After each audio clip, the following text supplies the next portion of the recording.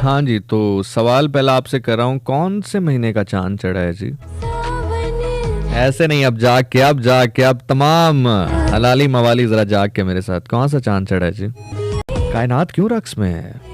क्यों रक्स में है कायनात? हाँ, सूरह अल माइदा उन कुरान की सूरतों में से है जो बिल्कुल आखिर आखिर में रसूल अल्लाह सल्लल्लाहु अलैहि वसल्लम के ऊपर नाजिल हुई, और एक मकाम पर वही रसूल अल्लाह सल्लल्लाहु अलैहि वसल्लम के ऊपर नाजिल हुई जो कि आपको कुरान में मिल भी जाएगी, जिसका मफ़हूम, जिसका मतलब कुछ यूँ है कि रसूल अल्लाह बता दीजिए इनको वो जो ज़िम्मे आपके काम लगाया है, क्योंकि अगर आपने ये बात न पहुँचाई तो गोया आपने अपनी रसालत का हक़ अदा नहीं किया। यानी कि जब आखिरी सूरत नाजिल हो रही थी तो इस्लाम तो मुकम्मल तब हुआ ना जब रसूल अल्लाह सल्लल्लाहु अलैहि वसल्लम ने कहा कि आज इस्लाम मुकम्मल हुआ, जब खुतबा हज्जतुल विदा दिया। मैं कड़ी से कड़ी कहाँ मिला रहा हूँ, आप पता नहीं कहाँ चल रहे हैं। सलामत रहें यार, सलामत रहें, जो मेरी बात करने से पहले पहुँच गए हैं आप सलामत रहें। जनाब, महीना वो है जिसमें आमद है उस शेर की जिसके वालिद ने रसूल को ज़ख्मी देखकर कहा कि अगर ज़ख्म इसको ही लगने थे तो खुदा से तुझे किस लिए मांगा था। मैं कहाँ तक सुनूंगा, आप कहाँ तक सुनने के लिए बैठेंगे, मैं कहाँ तक सुनाऊंगा। सब जानते हैं रजब शुरू हो चुका है। 13 रजब को इमाम अली अलैहिस्सलाम मौलाए कायनात की विलादत का दिन है। अल्लाह ताला आपको माए रजब बहुत बहुत मुबारक करे। कोशिश कीजिएगा कि अगर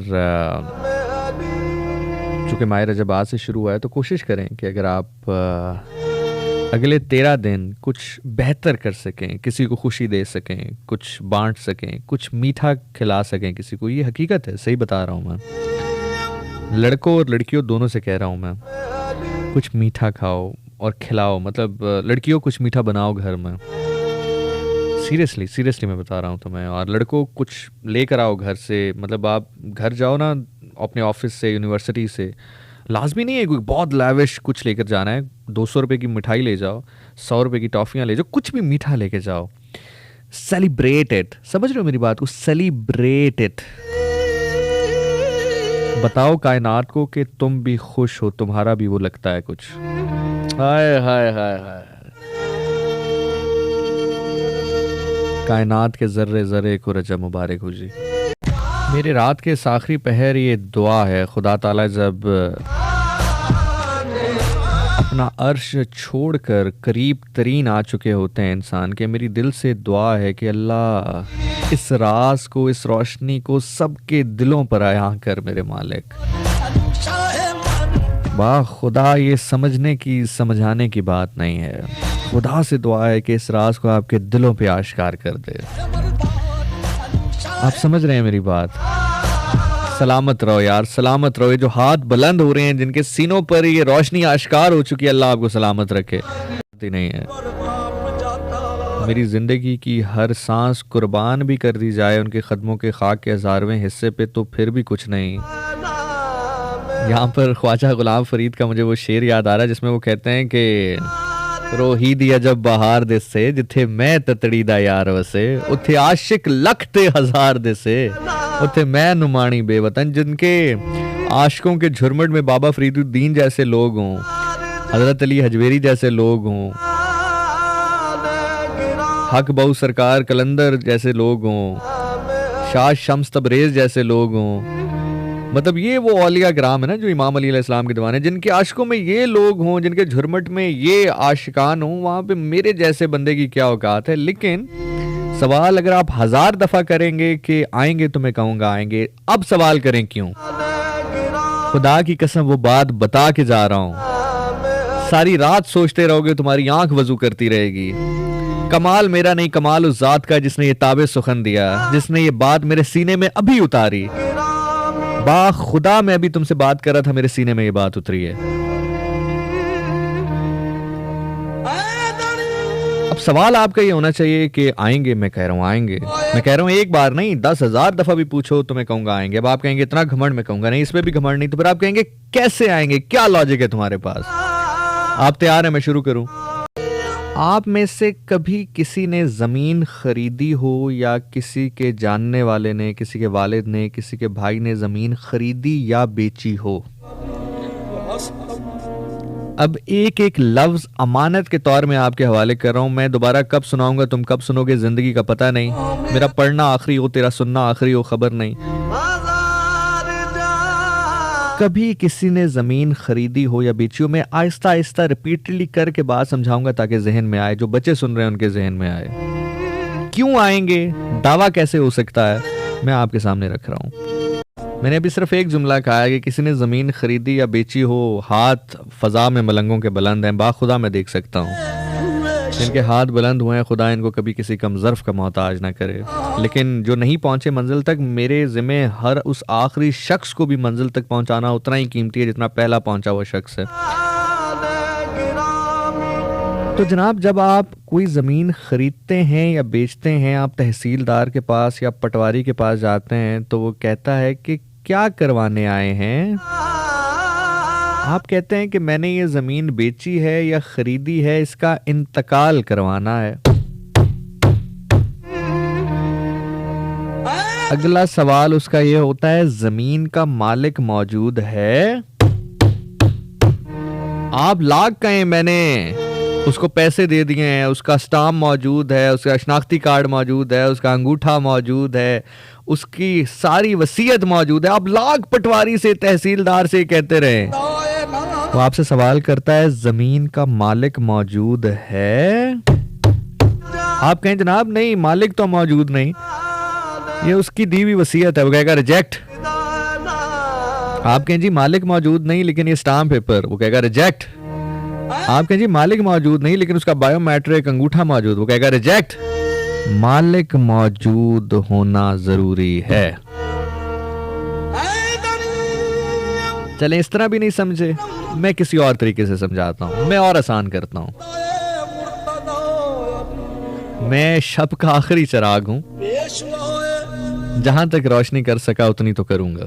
आप शायद अभी भी पहुंचे नहीं उस बात तक जहां तक मैं पहुंचाना चाहता हूं, मैं और आसान करता हूं। जब आप ज़मीन खरीदते हैं या बेचते हैं तो पटवारी या तहसीलदार या वो ऑफिसर जिसने आपके नाम उसका इंतकाल करना होता है, वो आपसे कहता है कि अपने बाप का नाम बताइए। हाय हाय हाय हाय हाय हाय हाय। वो कहता है जो खरीद रहा है उसका नाम, उसके बाप का नाम, और जो बेच रहा है उसका नाम, उसके बाप का नाम। हाय हाय। जो खरीद रहा है उसका नाम, उसके बाप का नाम, और जो बेच रहा है उसका नाम, उसके बाप का नाम। चलें, जो इस दुनिया से जाएगा उसका नाम तो कुछ भी हो, उसके बाप का नाम कुछ भी हो। जिस जमीन में जा रहा है उसका नाम तो मट्टी। अब मट्टी के बाप का नाम क्या है? अबू तुराब। अबू तुराब, अबू तुराब। मैं कह गया हूं, आप सुन गए। अब सारी रात लुत्फ लीजिएगा इस बात का। सलामत रहो यार, सलामत रहो।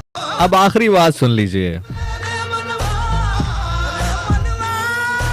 बेचने वाला, खरीदने वाला दोनों मौजूद, उनके वालिद मौजूद, वालिद का नाम मौजूद, लेकिन सौदा सही तभी होता है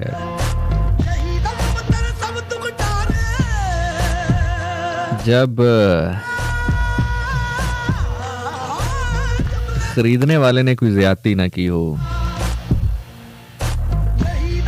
अगर आपने सौदा घाटे का नहीं किया तो दूसरी जानिब जो पार्टी है उसने तो कभी किसी के साथ नाइंसाफी की नहीं है, उसने तो अपने कातिल को भी शरबत पिलाया है। हाय हाय, सलामत रहो यार, सलामत रहो। आपने ये देखना है कि सौदा आपने कहीं गलत तो नहीं कर लिया। अगर सौदा आपने गलत कर लिया है, फिर बाप बदला ले ना ले, बाप का बदला औलाद जरूर लेती है। फिर जमीन अगर आपसे अबू तुराब का बदला ले, फिर वो अलग बात है। हाय हाय हाय हाय हाय। एक और बात सुन लीजिए, बंदा जितना भी खराब हो, अगर किसी के बाप की इज्जत करता हो ना, तो औलाद शर्मो शर्मी उसके साथ बेहतरी का मामला कर लेती है। आय हाय, आय हाय, खुल के बात करना ना मेरा मकसद ना मेरा तरीका। मैं लफ्जों के मोती बना के मखमल के कपड़े में लपेट कर आपको सौंपता हूं। मैं बात खुल कर कह दूं, ना तेरे सुनने का ना मजा ना मेरे सुनाने का मजा। मैं लफ्जों को मोती बनाकर तेरे सामने पेश ना करूं, मैं वलायत मन्नी कोई नहीं। हाय हाय हाय, तू समझी मैं गुलामी की थी कोई नहीं। अगर आपका औलाद के साथ कोई फड्डा हो भी ना, उसका कोई हिसाब किताब आपके साथ हो भी, और आप उसके सामने आ जाए, उसको याद नहीं यार मेरे बाप का ये बड़ा, मेरे बाप का बड़ा इज्जत करने वाला था यार, जाने दे, चल मेरे से ज्यादती कर भी गया, कर गया, मेरे बाप की बड़ी इज्जत करता था, मेरी बाप से बड़ी मोहब्बत रखता था यार ये। अबू तुराब से मोहब्बत करें, तुराब मिट्टी को कहते हैं, अबू तुराब से मोहब्बत करें, तुराब आपसे मोहब्बत यूं ही कर लेगी। मैंने आपसे कहा था कि हम अचानक इस रास्ते से होते हुए एक ऐसे मकाम पर पहुंच जाएंगे जहां आप आस-पास देखेंगे और कहेंगे कि अचानक यहाँ पर कैसे, अचानक यहाँ पर ऐसे कि इस मंजिल पर पहुंचने के लिए रास्ते नहीं देखे जाते, हुब देखी जाती है। इस मंजिल तक पहुंचने के लिए रास्ते खुद छोटे हो जाते हैं, सिमट जाते हैं, वक्त रुक जाता है, इंसान ज़मा मकान की कैद से आज़ाद हो जाता है। मैंने कुछ लम्हात पहले आपके सामने एक खाका खींचा और उस खाके में एक हिस्सा ऐसा आया जहां पर मैंने कहा कि हमारी कोशिश काबिज चाहत ये हो कि उस गांव का हर बच्चा सलामत रहें, आप सलामत रहें। जो मेरी बात करने से पहले बात तक पहुंच गए, अल्लाह ताला आपके इन बुलंद हाथों को कभी किसी कम ज़र्फ़ का मोहताज ना करे। मैंने उस खाके में कहा कि उस गांव के जितने बच्चे हैं वो जानते हों कि अगर हमें बाप मुयस्सर नहीं है, माँ मुयस्सर नहीं है, तो ये मेरा बाप भी है, ये मेरी माँ भी है। मैंने कहने की हद तक कहा, आपने सुनने की हद तक सुना। कहते हुए मेरे खून में जो रवानी है उसमें तलातुम आया। सुनते हुए आपकी समातों से बात जब दिल तक पहुंची तो आपके दिल को इसने वो कुव्वत बख्शी, वो मोहब्बत, वो चाहत बख्शी जो कि आप महसूस करते हैं और करते रहेंगे कुछ टाइम तक। लेकिन एक शख्सियत ऐसी भी रही जो बतौर बादशाह, बतौर हाकिम एक शहर में पहुंची। सलामत रहो, सलामत रहो, सलामत रहो। ऐसे नहीं, जाग के मेरे साथ, ऐसे नहीं, जाग के मेरे साथ आओ। अब मैंने कह दिया, तुमने सुन लिया। कहते हुए मेरे खून में तलातुम आया, सुनते हुए तुम्हारे दिल में मोहब्बत के फवारे फूटे। लेकिन एक शख्सियत ऐसी रही, हाकिम वक्त बना, अपने शहर पहुंचा, लोगों से कहा कि बताओ क्या क्या मसाइल हैं तुम्हारे। बूढ़े आए, जवान आए, खवातीन आई, फिर छोटे छोटे बच्चे आए। कहा, इमाम अली अलैहिस्सलाम, हमारा मसला ये है कि इस शहर के नौजवान बहुत ओबाश हैं, हमें यतीम कहकर डराते हैं, धमकाते हैं, हमें तंग करते हैं, हमें हरासा करते हैं। इमाम अली अलैहिस्सलाम ने कहा कि जाओ, अब अगर तुम्हें कोई यतीम कहे तो कहना अली इब्ने अबी तालिब मेरा बाप है।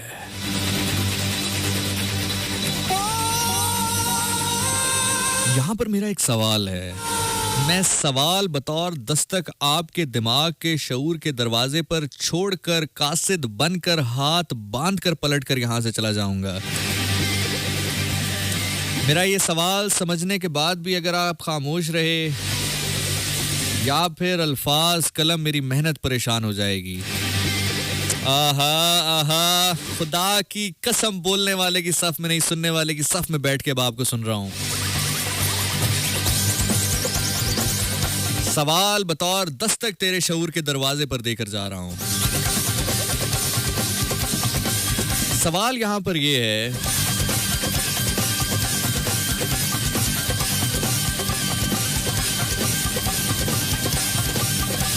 बच्चे अपना मसला लेकर आए थे कि फलां उबाश नौजवान हमें तंग करते हैं। इमाम अली अलैहिस्सलाम के सामने कौन टिके, चले जाते, अरे खुद न भी जाते, अपना कोई नुमाइंदा भेज देते उन लोगों की जानिब, उन लड़कों की जानिब, उन औबाश नौजवानों की जानिब कि खबरदार आज के बाद किसी ने तंग किया। वक्त के इमाम का, वक्त के हुक्मरान का फरमान है, खबरदार आज के बाद किसी ने इन बच्चों को तंग किया, अगर दोबारा इनकी शिकायत आई तो बहुत बुरा होगा। उनको डरा देते, उनको डांट देते, उनको धमका देते, उनको सजा देते। ये क्या किया इमाम अली अलैहिस्सलाम ने? उन बच्चों को कहा कि जाओ वापस, अब अगर तुम्हें कोई डराए धमकाए तो कहना, तुम्हें अब अगर कोई यतीम कहे तो कहना कि मेरा बाप अली इब्ने अबी तालिब है। सवाल आपके सामने रख दिया है, सवाल समझ में आया, आपका हाथ बुलंद ना हो, जवाब आपके दिल के दरीचे में आपके हुजूर एक कीमती मोती की तरह मखमल के कपड़े में लपेट कर आपके हवाले कर रहा हूं। जवाब समझ में आए, जवाब दिल तक पहुंचे, आप खामोश रहे। मैंने जैसा कि कहा कि या फिर लफ्ज कलम या मेरी मेहनत परेशान हो जाएगी। अब अगर आपका हाथ बुलंद ना हो तो यहां फिर ज़िशान के जिक्र का कत्ल है, मेरा जिगर जख्मी होगा, जिगर का लहू निचोड़ के तेरे हवाले कर रहा हूं। रात के इस आखिरी पहर पे खां तेरा सुनना आसान हो, बाखुदा मेरा बोलना इतना आसान नहीं, लेकिन जवानियां कुर्बान उन पर। सवाल ये है कि सजा दे देते, डरा देते, धमका देते, बच्चों को ही वापस क्यों कहा कि अब अगर तुम्हें कोई कहे तो कहना कि मेरा बाप अली इब्ने अबी तालिब है। क्यों? वजह यह है कि उन्होंने बच्चों पर नफ्सियाती वार किया था, कहा था कि तुम्हारा बाप नहीं है, उनको एहसास कमतरी का शिकार कर दिया था, नफ्सियाती वार किया था, साइकोलॉजिकल अटैक किया था। वक्ती तौर पर उन उबाश नौजवानों को अगर इमाम अली अलैहिस्सलाम डरा भी देते, धमका भी देते, सजा भी दे देते, उनसे पीछा छुड़ा भी देते, उन नौजवानों से पीछा छुड़ा भी देते, तो इस एहसास से कमतरी से कैसे पीछा छूटता जो उनके जहनों में उन नौजवान लड़कों की जानिब से डाल दी गई थी। वो वक्त का इमाम था, वो जानता था कि ये नौजवान तो मसला है ही नहीं, इनको चुप करवाने के लिए, इनको डराने के लिए, इनको समझाने के लिए अली की एक निगाह ही काफी है। आहा, कहां धाड़, कहां तलवार, कहां मार, कहां बाकी मामला, सिर्फ एक नजर ही काफी है उनको चुप करवाने के लिए। लेकिन इनसे तो पीछा छूट जाएगा, ये एहसास कमतरी कैसे पीछा छोड़ेगी, ये कैसे छोड़ के जाएगी इन बच्चों के जहन को। बस फिर इमाम ने उस एहसास से कमतरी का गला घोटा इन दो जुमलों के साथ कि जाओ, आज के बाद तुम्हें कोई यतीम कह दे तो कहना अली इब्ने अबी तालिब मेरा बाप है। ये किस शेर की आमद है कि रन कांप रहा है, ये किस शेर की आमद है कि रन कांप रहा है, रुस्तम का बदन जेरे कफन कांप रहा है। सर बकफ देख कर हैदर के पिसर को, जिब्रील रस्ते हैं समेटे हुए पर को। ये महीना मंसूब है उस शख्सियत से जिसको आपने कभी मरहब के मुकाबले में खड़ा देखा, जिसको आपने कभी अंतर के मुकाबले में खड़ा देखा, जिसको आपने कभी हारिस के मुकाबले में खड़ा देखा। हर मैदान का मर्दे मैदान,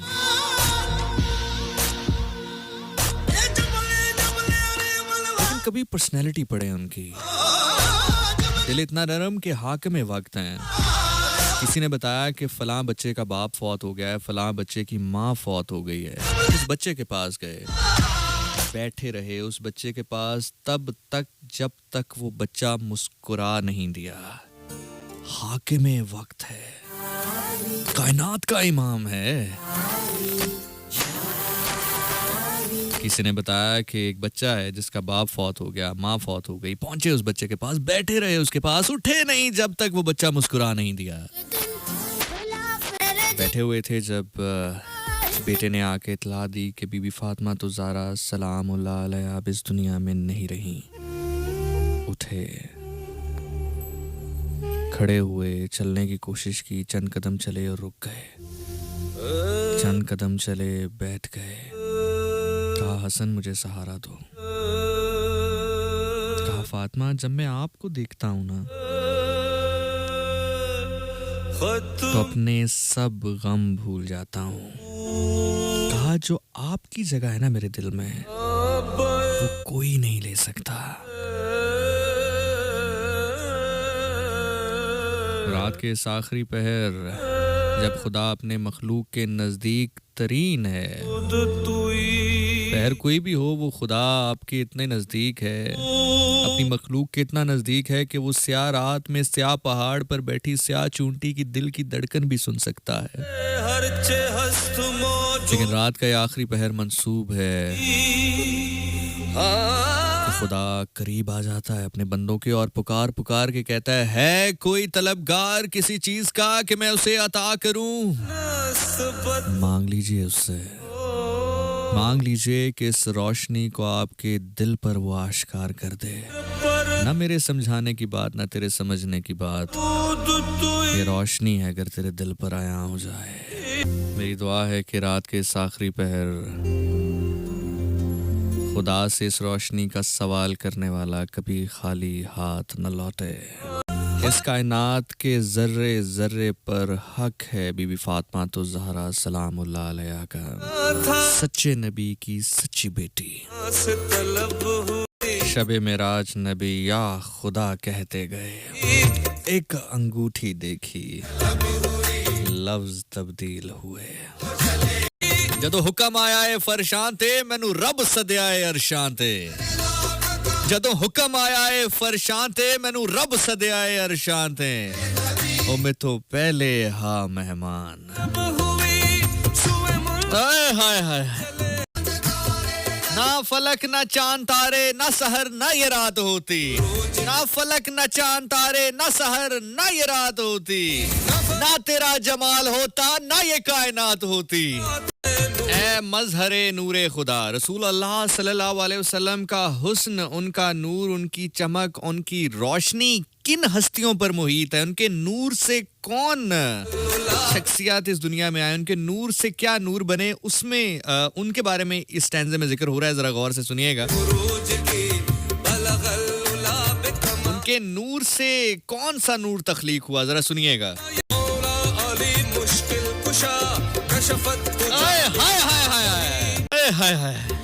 मैं सारी रात सुनता रहा हूँ, सारी रात वाह वाह करता रहा हूँ, हक अदा नहीं होता।